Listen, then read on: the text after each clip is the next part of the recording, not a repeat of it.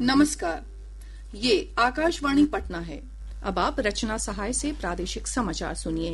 पहले मुख्य समाचार। विधानसभा चुनाव के दूसरे चरण के लिए प्रचार अभियान चरम पर।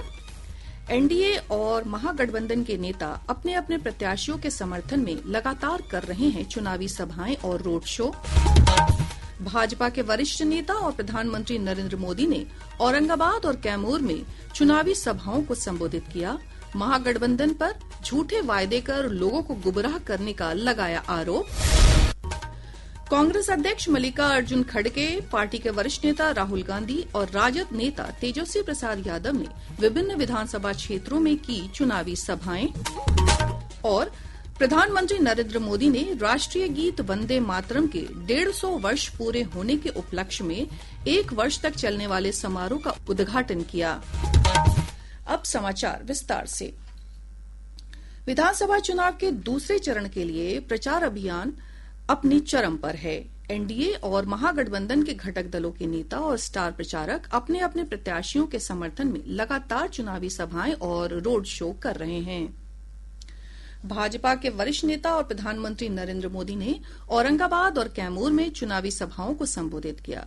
श्री मोदी ने राजद और कांग्रेस पर बिहार के लोगों को गुमराह करने का आरोप लगाया। उन्होंने कहा कि राजद ने अपने घोषणा पत्र के माध्यम से झूठे वायदे किए हैं, लेकिन बिहार की जनता किसी झांसे में नहीं आएगी।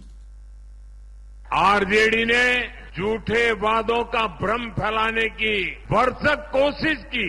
इनके वादों पर तो खुद कांग्रेस को ही भरोसा नहीं है, इसलिए वो आरजेडी के घोषणा पत्र की बात ही नहीं करती। साथियों, बिहार का मतदाता नरेंद्र नीतीश के ट्रैक रिकॉर्ड पर भरोसा कर रहा है, हमारे पक्के इरादों को समर्थन दे रहा है। पहले चरण के मतदान से ये तय है, फिर एक बार एनडीए सरकार।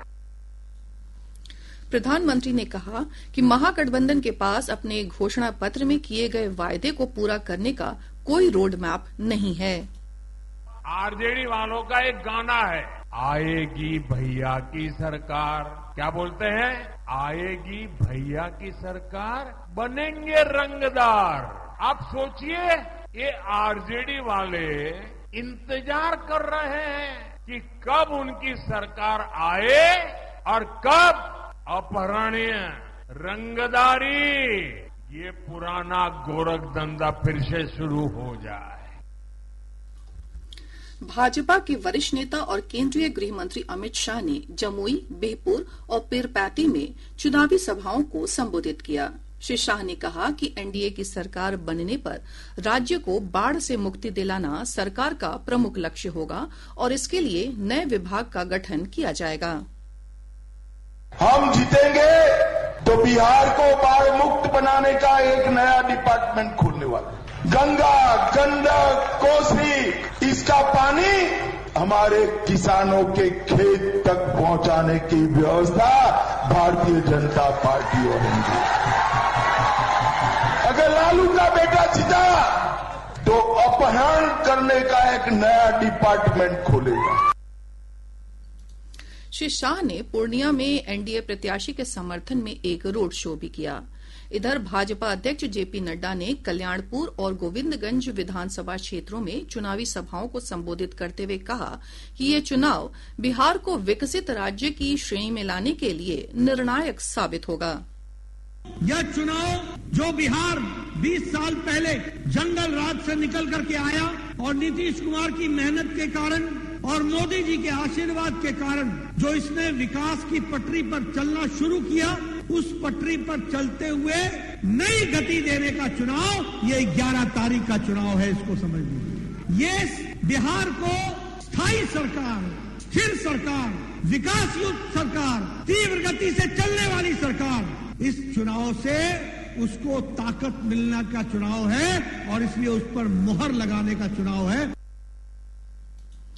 भाजपा के वरिष्ठ नेता और उत्तर प्रदेश के मुख्यमंत्री योगी आदित्यनाथ ने ढाका, लौरिया और रक्सौल में चुनावी सभाओं को संबोधित किया। श्री आदित्यनाथ ने महागठबंधन पर लोगों को नौकरी देने के नाम पर भ्रमित करने का आरोप लगाया। किसी के बहकावे में आने की आवश्यकता नहीं। ये नौकरी क्या देंगे जो आपकी जमीन को हड़प लिए हो? ये लोग नौकरी क्या देंगे जो पशुओं का चारा खा जाते हो? ये केवल अब गरीब का राशन हड़पने के लिए धोखा दे रहे हैं, लेकिन देने का काम महागठबंधन करने जा रहा है। इनके झूठ और फरेब में आने की आवश्यकता नहीं। हमें तो केवल एक संकल्प लेकर के चलना है। गृह मंत्री अमित शाह जी ने कहा है मार्च 2026 तक नक्सलवाद पूरी तरह समाप्त कर देंगे। भारत की धरती से नक्सलवाद समाप्त कर देंगे। जदयू अध्यक्ष और मुख्यमंत्री नीतीश कुमार ने पूर्वी चंपारण और पश्चिमी चंपारण जिले के अलग अलग विधानसभा क्षेत्रों में चुनावी सभाओं को संबोधित किया। उन्होंने लोगों से विकास के लिए एक बार फिर एनडीए उम्मीदवारों के पक्ष में मतदान की अपील की। जनवरी फरवरी माह में मैंने प्रगति यात्रा के दौरान सभी जिलों को जाकर विकास कार्यों को देखा और सब जगह देख करके और एक एक जगह मीटिंग करते थे, लोगों की बात सुनते थे। सब कुछ को सुनने के बाद अब सारा काम कर दिया। जहां भी कमी है इसे पूरा करने के लिए 430 नई योजनाओं की स्वीकृति दी है पूरे बिहार में।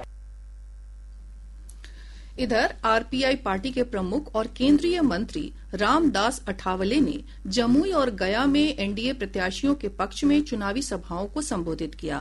भाजपा के वरिष्ठ नेता और झारखंड के पूर्व मुख्यमंत्री बाबूलाल मरांडी तथा पूर्व सांसद और फिल्म अभिनेता दिनेश लाल यादव निरहुआ ने भी एनडीए प्रत्याशियों के समर्थन में चुनावी सभाएं की।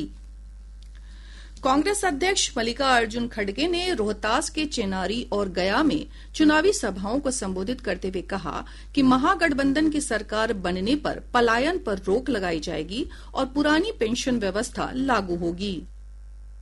हम 25 लाख तक मुफ्त स्वास्थ्य बीमा योजना जैसा हमने राजस्थान में किया था, यहाँ भी वो करेंगे। पुरानी पेंशन लागू करेंगे, पलायन मुक्त बिहार का निर्माण करेंगे और जो कर सकते वही हम बोलते, जो नहीं करते हम बोलेंगे, माफी मांगेंगे आपसे। देखो भाई ये हमारे हाथ से नहीं होता, आगे हम कोशिश करेंगे।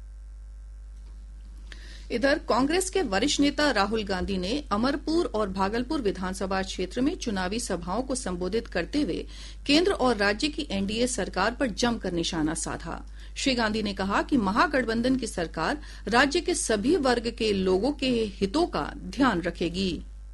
आप जो भी करना चाहते कर सकते हो, आपकी सरकार नहीं करने देती, क्योंकि आपकी सरकार आपका खून चूस। नरेंद्र मोदी जी आए, उन्होंने आपसे कहा हमने डेटा के दाम इतने कम कर दिए हैं कि बिहार के युवा रील बना सकते हैं। भाई और बहनों, रील 21वीं सदी का नशा है। ये आपके ध्यान को भड़काने का तरीका है।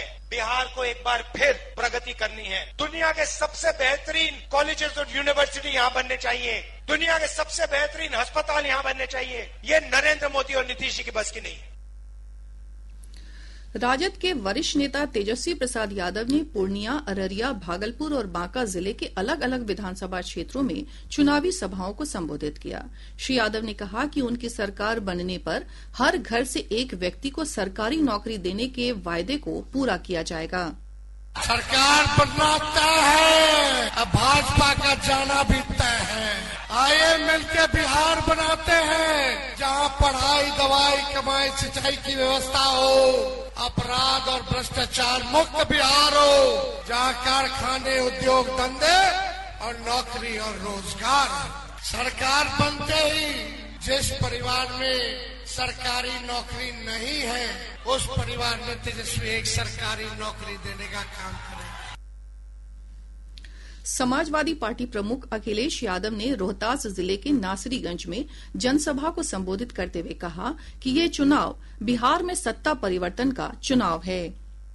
ये बदलाव का चुनाव है। बदलाव का इसलिए चुनाव है कि बिहार के लोगों ने मन बना लिया है कि इस बार 20 साल बिहार की सरकार का और 10 साल दिल्ली की सरकार का हिसाब किताब पूरा लेना है। ये 20 साल का चुनाव नहीं है, ये 30 साल का हिसाब किताब लेने वाला चुनाव है।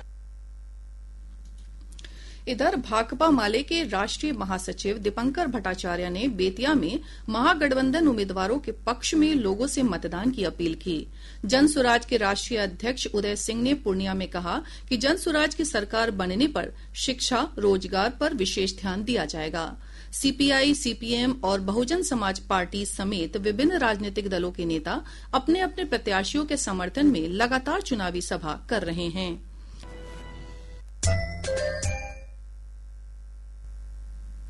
प्रादेशिक समाचार आप आकाशवाणी पटना से सुन रहे हैं।